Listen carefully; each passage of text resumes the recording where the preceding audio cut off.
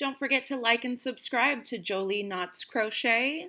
Hit share, go ahead and share with your friends, or you can hit that little bell to get notifications when new patterns release. Hi everyone, welcome back to Jolie Knots Crochet. I'm Crystal, and today we are going to be making these Knitty Gritty Scrappy Potholders. This one I made with a bunch of scraps, cotton scraps that I had. The stitch looks knitted. Nice little braids coming through. The back is from in one direction and the front looks like another direction. And then this one, I had some extra scraps. I had a little bit more of this one and then some extra yellow. And I made a larger one, so we can do that in 2 different sizes or whatever size you're really interested in. This one is... This one here is about a 6-inch square, and this one here is about 7.5 inches, all right? This one I started with 35 chains. This one I started with 45 chains. So the one we're making in this tutorial is this one, but if you are interested in adjusting your size, that is not a problem. I will teach you all of that, all right? For these, like I said, just extra scrap cottons, category 4 weight, scraps, you know, whatever you have lying around that you don't really have enough to make with a full project is totally fine. And we are using a 4.5mm hook. Now, sizing wise, if you are sizing, say this one for example, this is a 5-inch by 5-inch square. I chained 35. Your starting chain is going to be in the diagonal direction of your square. So this is 35. The next one that I'm gonna do, this one here is gonna be 45. I'm gonna make it in a much larger square shape. This is kind of small for my hands. My husband's got really big hands, but what we do use is, you know, when my kids are eating soup or taking something out of the microwave, this is really good for them just to have a little bit of extra hold. It doesn't necessarily need to be really big. So this is a good size for something smaller, but it's really thick.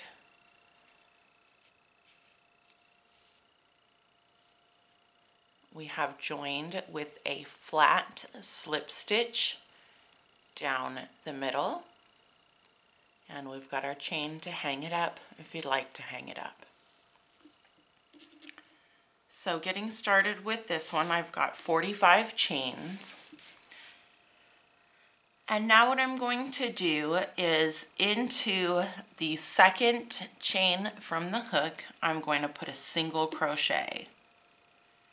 Now our first row all the way down in every single chain space is going to be a single crochet.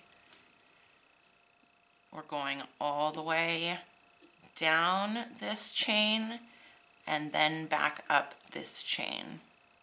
When you get to the end of your chain, your last chain stitch, you're going to put 3 single crochets into it. And essentially you're going to be kind of working around your corner, so that way we can work back up the other side. So 3 single crochets. And now we're going to work down or up, whatever you prefer, the same chain. So single crochets, 1 single crochet all the way down. Okay, so we've reached the end, coming back along. This is our first chain space that we put our single crochet into. So we're going to put 1 single crochet into it, and then the next one, which will be our third one because we started with one, is going to be a half double crochet. That will be the last stitch of this round all the way around. Single crochets, 3 single crochets here at the end, 1 more single crochet, and then the last one half double. Now we're gonna work our way back down this side, but if you turn your work, you will see that there is a third loop. There's a back bar to your single crochets. It's a little bit tricky to see in the first one. Let me point it out to you. You've got your V here from the top of your stitch, and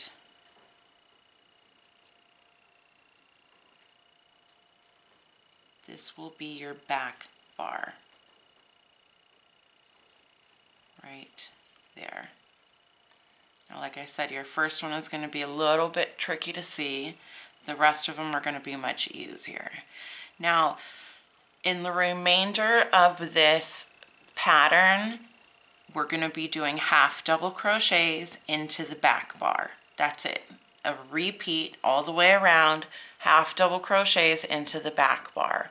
So you'll see here's the top of stitch. Here's the top of the stitch, that's your V. Yarn over, give that a little bit of a turn, and you'll find your back bar. And there it is. And that's where we'll put our half double crochet. Finding the back bar of every stitch. Some people call it the third loop, some people call it the back bar. Whatever is convenient for you. It is a little bit more difficult to find on your single crochet. Not to find, but just to get your hook in there. It's a little bit more difficult. Now when we start working into our half double crochets, like the row that we're doing now, it's going to be much more easy.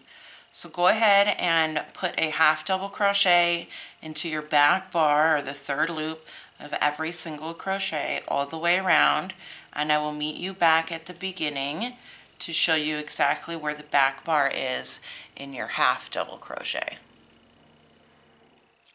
Now the reason that we're working into these back bars is that the top of your stitch, when worked into the back bar, is now going to move to the front, and that's what's going to create this braided knitted look.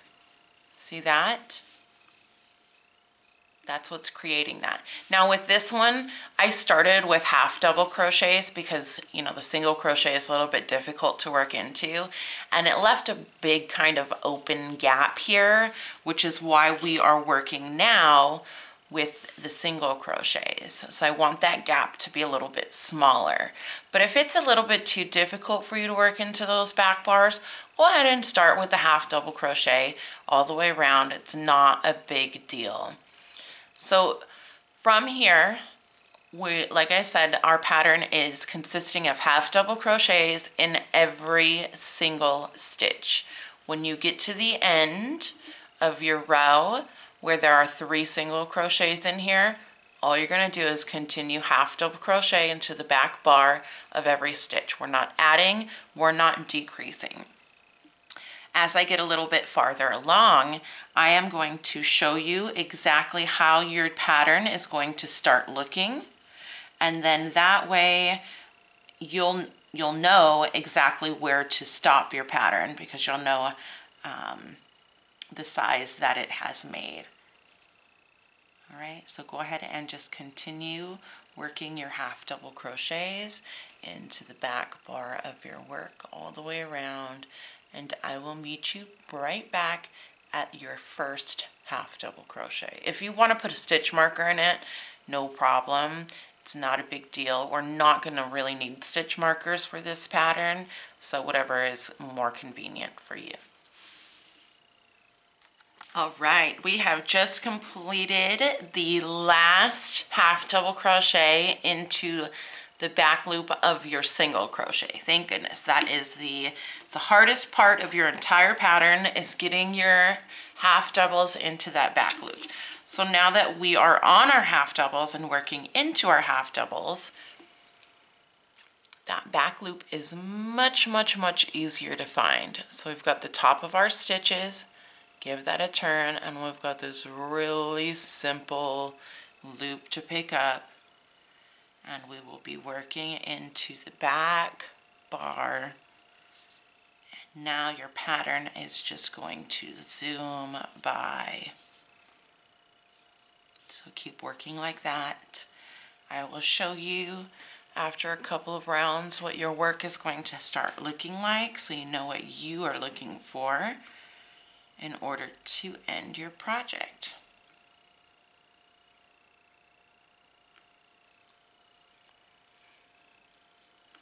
And here we are. We're starting to form all of our braids.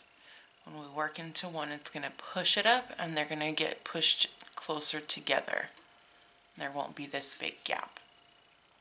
Alright, so go ahead and continue working around, and I will see you back after a couple more rounds. Okay, so here we are part ways through, and you'll notice that as you continue to grow your pot holder, it is going to get closer and closer together. So once you get close enough, in this sense, this grew all the way here. So once you get to where your angles will be a 90-degree angle and these are meeting up, that's when we're going to do our flat slip stitch join. All right, so keep on working, and as you get closer here, I'll meet you back. Okay, so it looks like my piece has become square, and this will be the corner that I will make my hanging chain from. Sometimes it's a little bit tricky if, you know, your square doesn't look like a square, it looks like a rectangle. It kind of, you know, it changes, of course, because it can move in any which way. But an easy way to check would be to fold it over, match one point to the opposite point, and that looks pretty rectangle to me. It looks like these squares are all going to match up. It looks like the edges are all going to match up. Now we're going to do a flat slip stitch join. So before we do that, we're going to stop our last half double crochet right at the corner, and we're going to chain 13. 3, 4, 5, 6, 7, 8, 9, 10, 11, 12, 13. Now let's turn this around. We're going to be working in this direction, and we're going to make sure our yarn is coming from the opposite direction as us. Okay, so now we've turned our work and we're going to be working in this direction. How we're going to work this slip stitch join, our working yarn is going to need to stay underneath the loops that we're getting onto our hook. So for example, our next stitch here, because we're working into our back bars, I'm going to stick my hook into the top of that back bar, just like normal, as if I was working a normal stitch. Now I'm going to make sure that this yarn is staying down. It's got to stay underneath. Now into the first stitch here, which is this one, I'm going to work my hook from the top going down. Now it's going to feel a little bit awkward because it's not typically how we would all carry our yarn. And now I have 3 loops on our hook. I'm going to give this a little tug. We'll pull on this back one and help with our tension. And now we're going to yarn over and pull through all 3 of those loops. And that's how we're going to do our first slip stitch join, okay? Now for the next one, we're going to work in the back bar of our next half double crochet. Make sure this yarn is underneath, and then go ahead and stick your hook into the next back bar from the top going down. And again, you'll have 3 loops on your hook. Pull this one so it's a little bit more taut. Yarn over and pull through all 3 loops.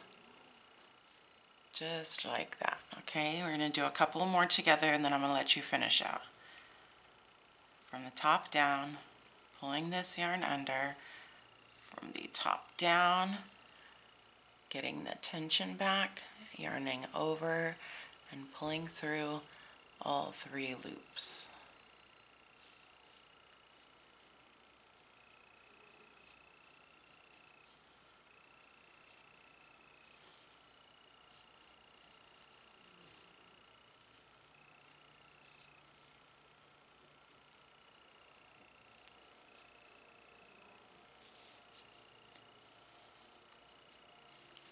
So now that we've got a couple of those done, let's go ahead and flatten this out.